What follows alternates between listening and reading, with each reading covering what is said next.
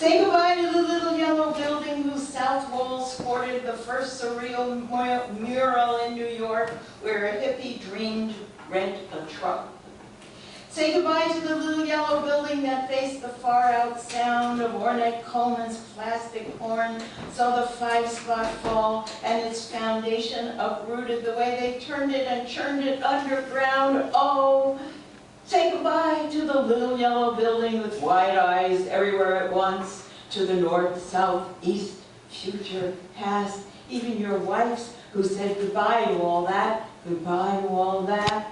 Goodbye to the blaze of afternoon sun that shines past the little yellow building and falls down the stairs in my kitchen like gold soup, that picks out the pinks in tenement bricks and lights dull windows for 5 exquisite minutes, clotheslines gleaming in far, dusty corners.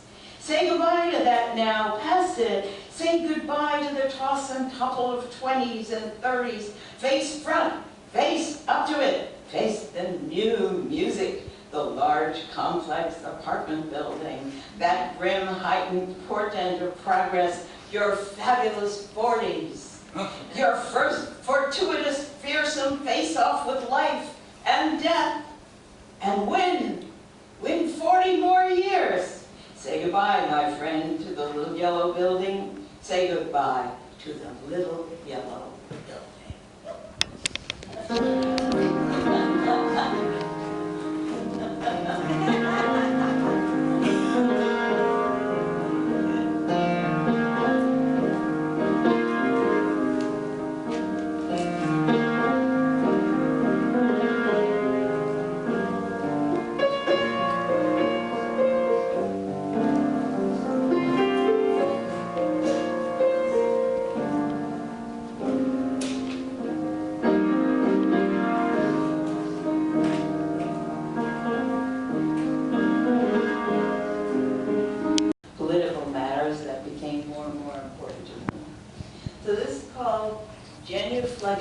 to the God of lost gloves.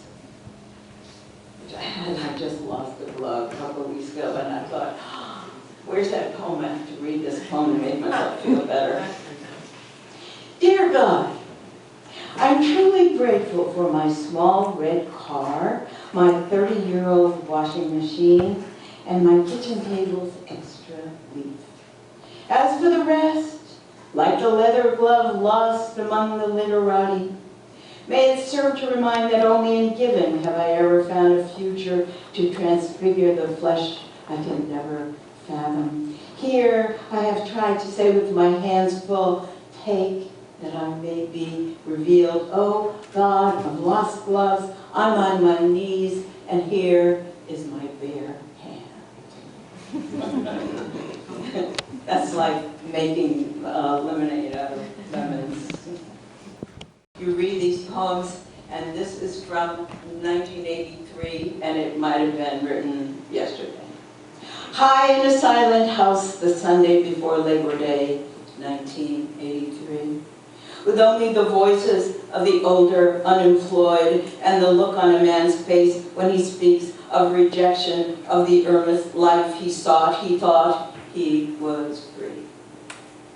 The four freedoms were taught. Once they were American, though we don't much hear about them these days. Two, I remember now, were freedom from want and freedom from fear.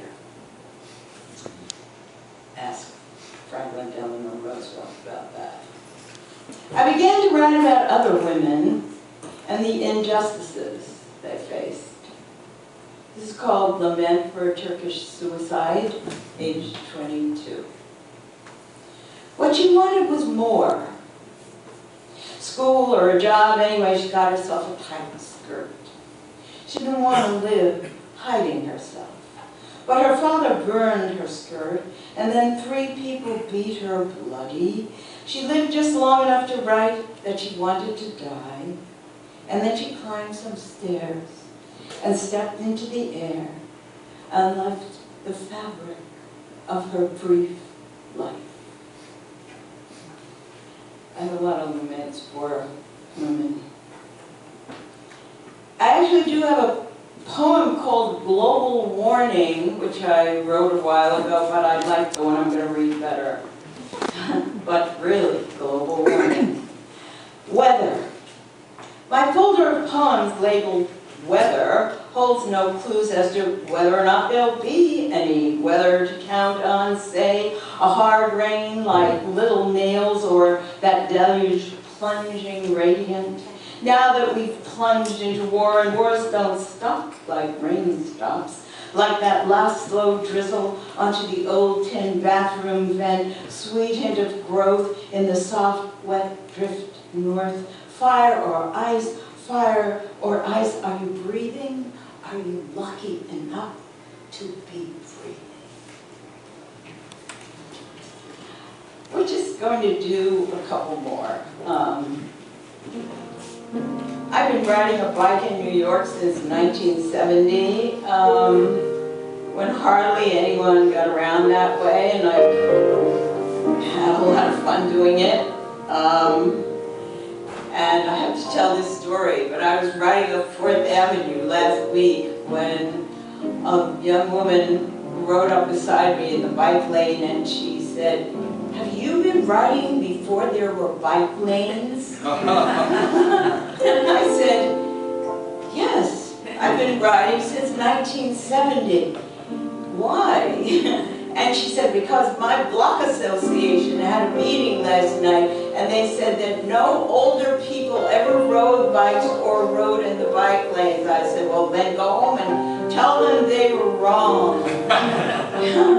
So, of course, I get emails from Transportation Alternatives, and they wrote, and they said something about, I just looked at the email and I said, "I think I'll write and tell them that story." So I did, and immediately a very nice young woman wrote back to me and said, "Oh, it's you! I'm such an admirer of your work."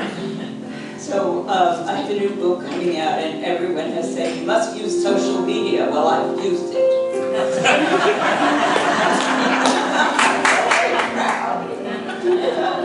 This is called Hotter Than July, 1982. Only the messengers and me out riding on 90-degree Fifth Ave this morning. A young man shakes a stop sign to get my attention. Is it my hair braided and wound, the purple shirt, the silver in my ears, or all these years of dodging traffic and compliments? Anyway, happy and 48 now, sweat-stained, weaving among cars. I hope I die like this, looking good and moving fast.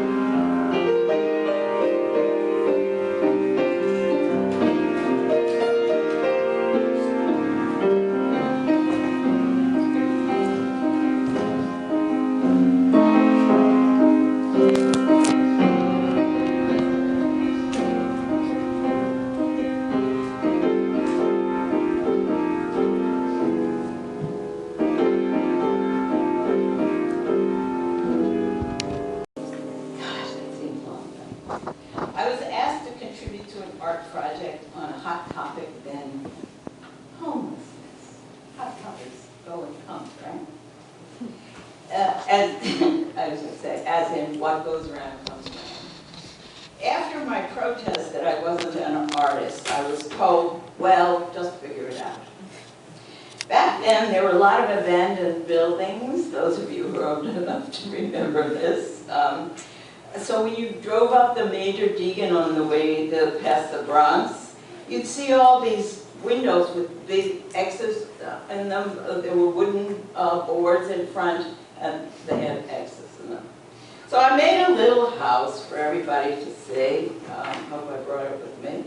Yeah, a little house to contribute to the art project on homelessness. I think it was called Your House Is Mine, and I don't know whether they were talking about the street or not. In the X, can you see? There's a little X. You see? Okay, in the little X, it says, homeless, tempest-tossed, broken home, with no direction home, homesick, can't go home again.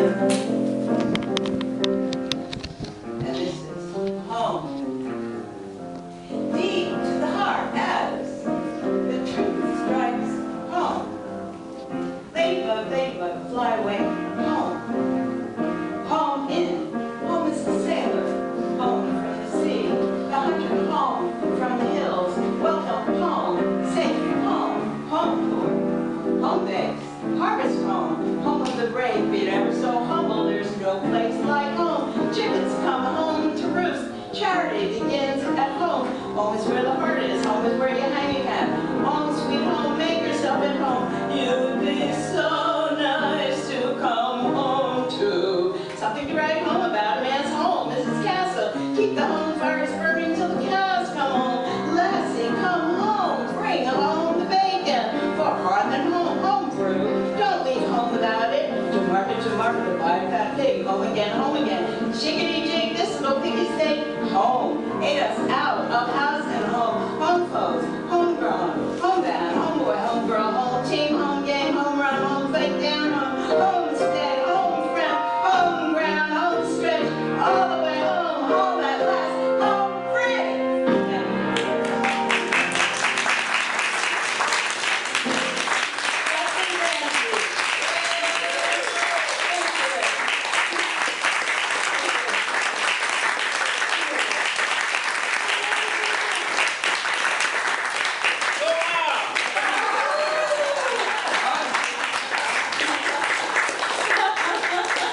Not everybody gets to play with their family, but I real good luck. Thank you all.